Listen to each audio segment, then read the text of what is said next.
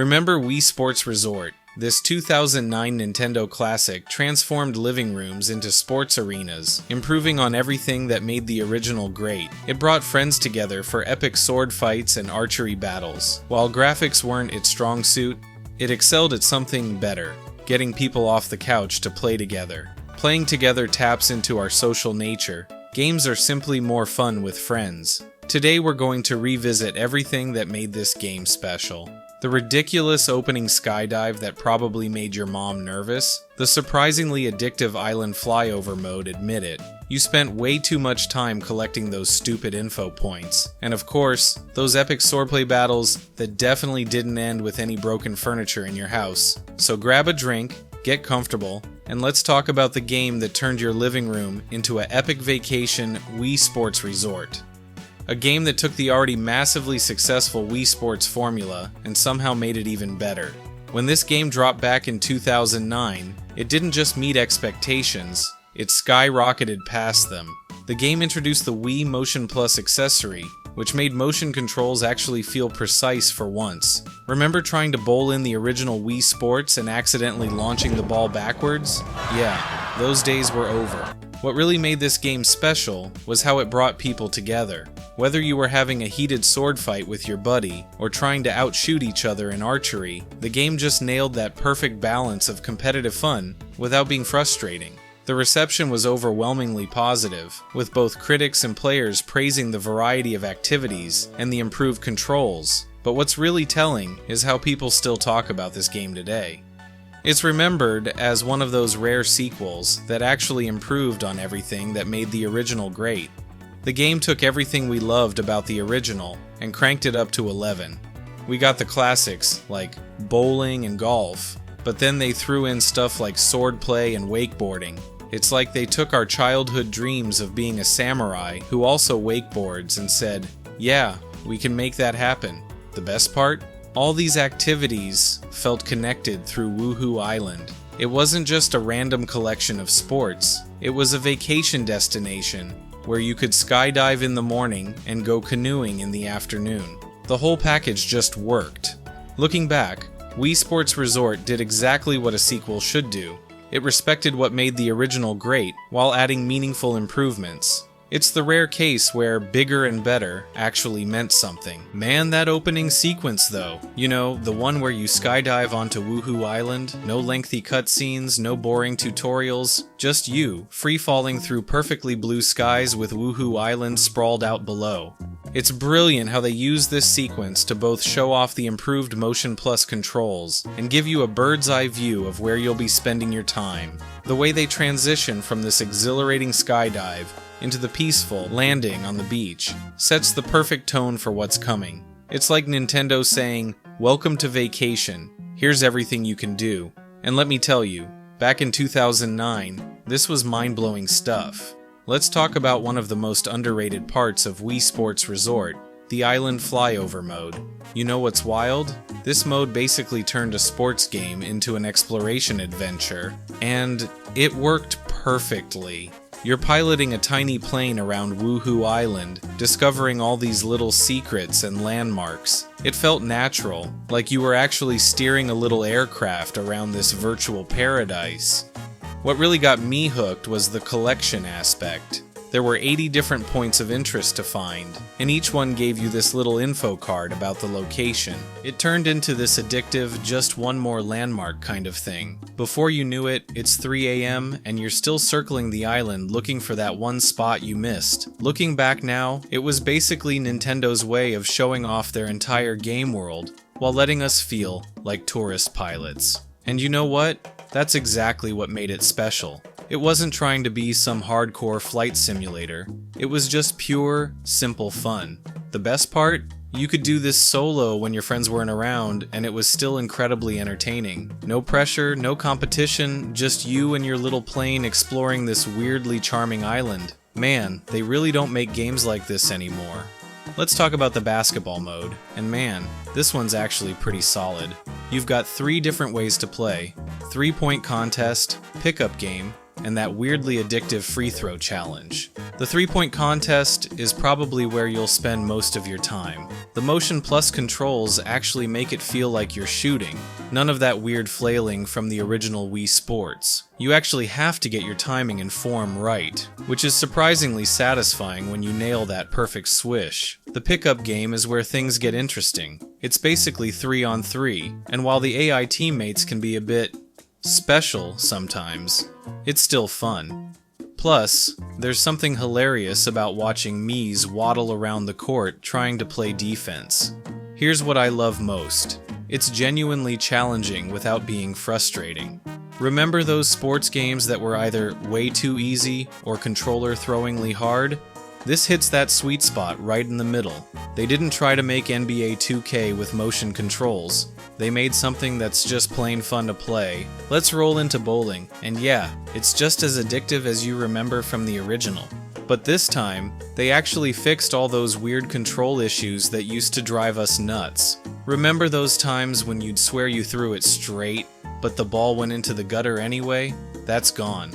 Now when you mess up, it's actually your fault, which honestly makes it more satisfying when you nail that perfect strike. They added this 100-pin bowling mode too, which is basically chaos in the best possible way. Nothing quite like the satisfaction of hearing that thunderous crash when you nail the sweet spot. And yeah, I'll admit it, I still get way too excited when I clear all 100 pins. The spin control is so much better now. You can actually put some curve on the ball without feeling like you're performing some sort of ritual dance with the controller. Plus, they kept the local multiplayer setup simple. Pass and play, just like the good old days. Look, if you're wondering if bowling is still the go-to party game mode, it is, absolutely. This might sound crazy, but they somehow managed to make virtual ping pong feel better than the real thing. The game gives you two modes, Match and Return Challenge. Match is your standard back and forth against increasingly tough opponents, but Return Challenge? That's where things get wild. Imagine trying to return shots while the game gradually turns into a bullet hell with ping pong balls. It's ridiculous, and I love it. What really sells it is how precise everything feels. It's probably the closest any of us will get to being Forrest Gump, without leaving our living room. Remember those old Tiger Woods games where you'd randomly slice the ball into another dimension? None of that here. They brought back the classic golf course from the original Wii Sports. Plus, they added this whole new 9-hole course that's basically what would happen if someone let a mad architect design a golf course on a tropical island. Some of these holes are just ridiculous. Look, I'm not saying this is going to replace your weekly golf outings, but for those rainy days when you can't hit the real course, this'll scratch that itch perfectly. Plus, you don't have to pay green fees or deal with that one guy who takes 15 practice swings before every shot. Let's talk about the frisbee mode. You've got two options here, frisbee dog and frisbee golf, and honestly, both are way better than they have any right to be. Frisbee dog is exactly what it sounds like. You're throwing a disc to your virtual pup on the beach. You can put some real spin on that thing, and watching your dog absolutely eat sand trying to catch your terrible throws never gets old. But frisbee golf, that's where things get interesting. The courses weave through all the landmarks we've been talking about, and nailing that perfect throw through some weird obstacle is genuinely satisfying. Plus, you don't have to worry about losing your disc in a lake. Let's talk about archery. The precision here is actually incredible. You hold the Wii Remote vertically, like you're gripping a bow, pull back with the nunchuck, and you can feel the tension as you aim. What makes this mode special is how they nailed the difficulty curve. The first few targets are basically there to make you feel good about yourself, but then they start throwing wind speed at you, increasing distances, and suddenly you're trying to thread arrows through moving targets like some kind of budget Hawkeye. I've gotta say, out of all the sports in Resort, archery might be the one that best shows off what the Motion Plus could do. It's simple enough that anyone can pick it up, but there's enough depth there that you'll still be trying to perfect your technique hours later. Then there's power cruising, which is basically Nintendo's take on jet ski racing. And you know what, it's actually pretty rad. The Motion Plus controls here make you feel like you're actually steering a jet ski, though thankfully without the risk of eating water at 40 miles per hour. The coolest part is how you can explore the whole island. You've got these slalom courses that'll test your precision, and then there's the free roaming mode where you can just cruise around like it's your own personal vacation. Remember those old wave race games like Splashdown?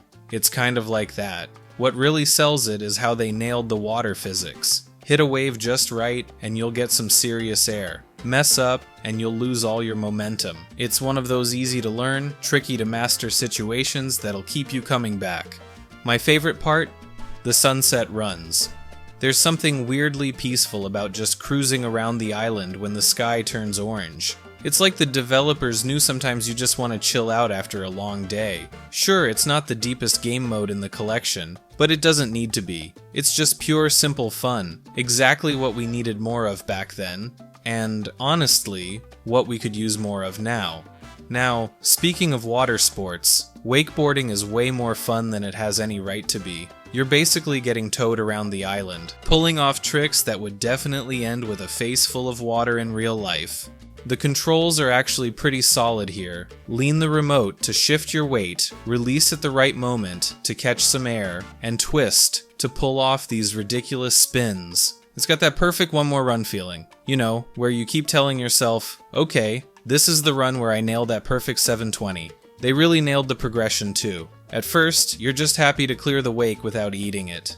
Next thing you know, you're chaining together combos like you're in some kind of energy drink commercial. The scoring system is actually pretty generous, which keeps things fun instead of frustrating. Look, I love biking as much as the next guy, but whoever designed cycling must have had a vendetta against fun. You're basically fighting the controls more than racing.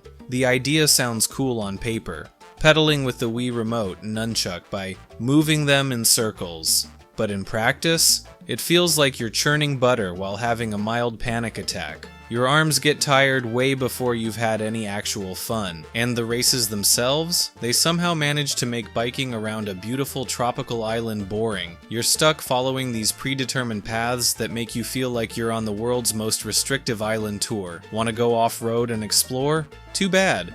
The AI opponents are either complete pushovers or suddenly turn into Tour de France champions with no in-between. Plus, the stamina system feels less like a strategic element and more like a fun prevention mechanic. Look, after all the great stuff we've covered, the fantastic table tennis, the addictive bowling, even the surprisingly solid golf, cycling feels like it was tacked on at the last minute. It's easily the worst sport in the collection, and I'm pretty sure that's why you never see anyone posting nostalgic memories about that amazing Wii Sports Resort cycling mode. Oh, and there's canoeing, and I gotta say, this one's a bit of a mixed bag. You're basically paddling around Woohoo Island's waterways using the Wii Remote and nunchuck as oars, which sounds cool in theory.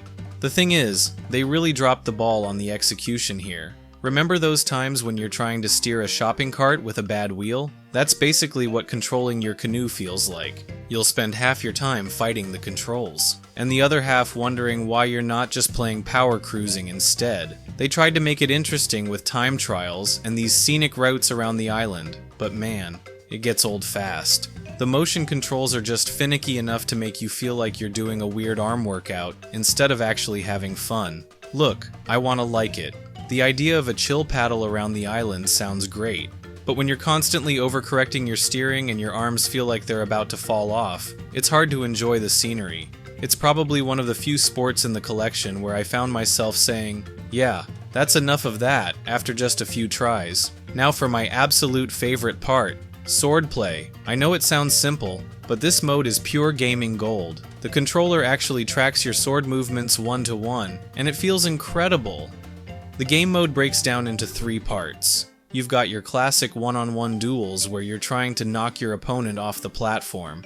Then there's Speed Slice, where you're basically racing to cut objects in specific directions. But the real MVP, Showdown mode. You're fighting through waves of Mii characters like some kind of budget samurai movie, and it's absolutely fantastic. The thing that makes swordplay special is how precise it feels. There's no waggling your way to victory here. You need actual technique. The blocking mechanics are spot on, and landing that perfect counter-strike feels so satisfying. Nothing else in the collection even comes close to how fun this is. You know what's kind of sad? I've been playing through all these Wii Sports Resort modes, and it hit me. They don't really make games like this anymore. Back in 2009, this was the game that got everyone in the house involved. Mom trying archery, dad getting way too competitive at bowling, your little sister somehow destroying everyone at swordplay. These days, gaming's become this weirdly isolated thing. Sure, we've got online multiplayer, but it's not the same as having your whole family crowded around the TV, laughing at each other's attempts to nail that perfect golf swing. Even when modern games try to do local multiplayer, it usually feels like an afterthought. Looking back at all these different modes in Wii Sports Resort, it's pretty clear Nintendo understood something fundamental. Gaming is at its best when it brings people together. Whether you're competing or cooperating, there's just something special about being in the same room, sharing the experience. Gaming's evolved, but maybe we left something important behind.